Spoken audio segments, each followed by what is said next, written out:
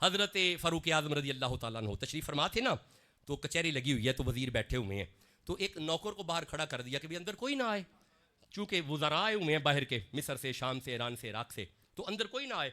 अब ये नौकर हर आने वाले को मना करता है कि अमीरुल मोमिनीन ने मना किया कि अंदर नहीं जाना, हज़रत उमर ने मना किया अंदर नहीं जाना, हर आने वाले को रोका जा रहा है। अचानक अब्दुल्ला बिन उमर, हज़रत उमर के अपने शहज़ादे आए, इसने दो हाथ जोड़ के अर्ज़ किया कि आपके बाबा ने रोका भी अंदर नहीं जाना। ये वहीं से वापस मुड़ गए। जब अब्दुल्ला बिन उमर वापस मुड़े हैं ना, पीछे हुसैन इब्ने अली भी आ रहे थे।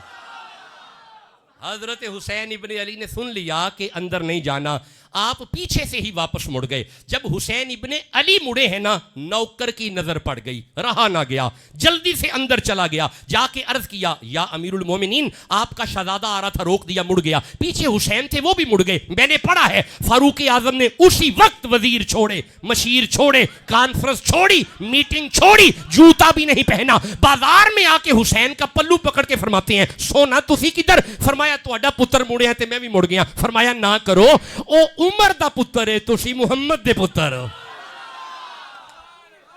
अब एक जुमला मेरी जुबान पे आ रहा है, अरे जुमला बड़ा प्यारा आ रहा है, रसूले खुदा जिसके बेटों के अपने बेटे कहते थे, उसे अली कहते।